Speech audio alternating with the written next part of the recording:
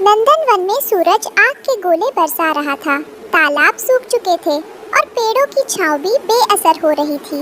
लेकिन बरगद के एक पुराने तने के नीचे रानो चिड़िया पसीने से लथपथ होकर घास के तिनकों के साथ कुश्ती लड़ रही थी।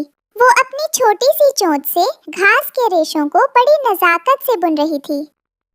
ओह, ये साधारण घास की टहनियाँ बहुत जल्दी सूख जाती हैं। काश मैं कोई ऐसा तरीका ढूंढ पाती जिससे ये तिनके धूप में भी ठंडे रहें।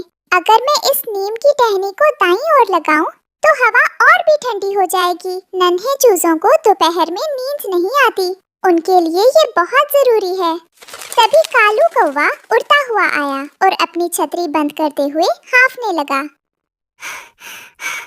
अरे ओ रानो, मेरी छतरी भी अब काम नहीं कर रही। क्या मेरा एसी तैयार है? कल रात तो गर्मी के मारे मेरी कांव कांव भी ढंग से नहीं निकल रही थी। रानो, ओ रानो, जल्दी कर भाई, मेरा घोंसला तो तंदूर बन गया है। मेरे अंडे उबल न जाए कहीं। कालू भाई, थोड़ा सब्र रखिए, बस आखिरी गांठ बांध रही हूँ। आप जानते हैं ना, मैं घास को पहले नदी के पानी में भिगोती हूँ, फिर बुनती हूँ, ताकि ठंडक बनी रहे। वाह रानो, तुम्हारे हुनर की चर्चा तो बगल वाले जंगल तक पहुँच गई है। ये लो चने के कुछ दाने, ये तुम्हारी आज की मजदूरी है। बस मेरा काम जरा स्पेशल करना। मिट्टू भाई, आप सभी मेरे परिवार जैसे हैं। मेहनत मेरी है, पर बरकत आप सबकी दुआओं में है। जंगल के सबसे ऊंचे और सूखे पहाड़ पर भुल्ला चील रहता था। उसके दिल में दया नाम की कोई चीज नहीं थी।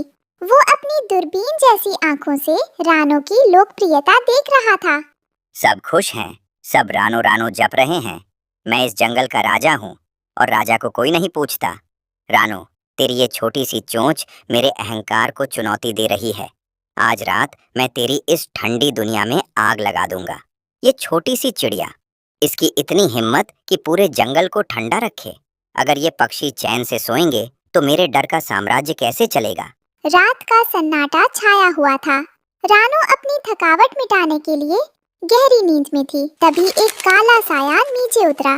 भुल्ला चील ने अपनी नुकीली चोंच और फौलादी पंजों से उन सभी एसी को नोचना शुरू कर दिया, जिन्हें रानो ने हफ्तों की मेहनत से बनाया था। लो, अब करो ठंडी हवा का आनंद। कल जब सूरज उगेगा तो रानो के आंसुओं से ये सूखी घास भीग जाएगी। अगली सुबह जब सूरज की पहली किरण रानो के घर पड़ी तो वो खुशी खुशी उठी। लेकिन सामने का नजारा देखकर उसके पैरों तले जमीन खिसक गई। चारों तरफ सूखी घास के चीथड़े उड़े हुए थे। नहीं, मेरी मेहनत, मेरा सब कुछ लुट गया। हे भगवान, मैंने किसका क्या बिगाड़ा था? तभी कालू, मिट्ठू और बाकी पक्षी अपना सामान लेने पहुँचे। खंडहर जैसा नजारा देखकर उनका पारा चढ़ गया। ये क्या तमाशा है रानो? मेरा एसी कहाँ है? कालू भाई, किसी ने रात को सब बर्बाद कर दिया। देखिए, सब टूटा पड़ा है। झूठ, सरासर झूठ। लगता है तुमने हमारा अनाज खा लिया और अब काम न करने का बहाना बना रही हो। हमें बेवकूफ मत समझो। हाँ रानो, हम सब ने तुम्हें अपनी जमा पूंजी दी थी। या तो हमें अभी के अभी नए एसी दो, या हमारा सारा अनाज और पैसे वापस करो। पर मेरे पास अभी कुछ नहीं है, मैं कहाँ से दूंगी? मुझे थोड़ा समय दीजिए, मैं फिर से बना दूंगी। समय? बाहर लू चल रही है।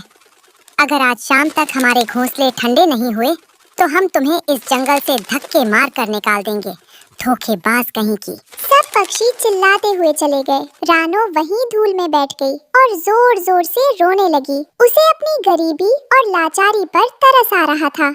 रानो की सिसकियां हवाओं में गूंज रही थी। तभी अचानक जंगल के बीचों बीच एक ठंडी लहर चली और एक दिव्य प्रकाश पुंज प्रकट हुआ। उस रोशनी के बीच से वन परी बाहर निकली। धीरज रखो रानो, तुम्हारे आंसू मोती जैसे कीमती हैं, उन्हें व्यर्थ मत बहाओ। आप कौन हैं देवी? क्या आप मेरी बेगुनाही जानती है? मैं सब जानती हूँ। मैंने भुल्ला चील की करतूत भी देखी और इन पक्षियों का स्वार्थ भी। लेकिन तुम्हारी मेहनत सच्ची है। ये लो, ये इंद्रधनुषी जादुई घास है। जादुई घास? मैं इसका क्या करूँगी? इस घास में मेरी जादुई शक्तियाँ हैं। इसे बस उन टूटे हुए हिस्सों पर छुओ और अपने मन में निर्माण की इच्छा करो। ये एसी ना केवल ठंडी हवा देंगे, बल्कि इनमें से मधुर संगीत भी निकलेगा। परी ओझल हो गई और रानो के पास घास का एक चमकता हुआ गट्ठर रह गया। रानो ने कांपते हाथों से जादुई घास उठाई और जैसे ही टूटे हुए ढेर पर रखी, एक चमत्कार हुआ। देखते ही देखते हवा में घास के तिनके खुद ब खुद बुनने लगे। एक के बाद एक बहुत सारे सुंदर और हरे भरे एसी तैयार हो गए। रानो, घबराओ मत, हम खुद को ऐसे ढाल लेंगे कि लोहे की चोंच भी हमें तोड़ नहीं पाएगी। हम में से निकलने वाली हवा नंदनवन की आत्मा को शांत कर देगी। पक्षियों, भाइयों, यहाँ आओ, देखो तुम्हारा काम पूरा हो गया।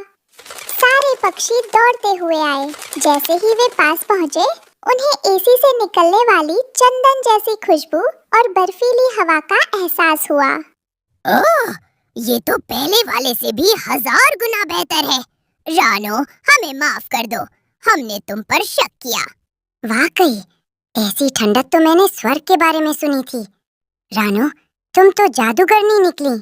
उसी समय भुल्ला चील फिर से हमला करने के इरादे से नीचे आया।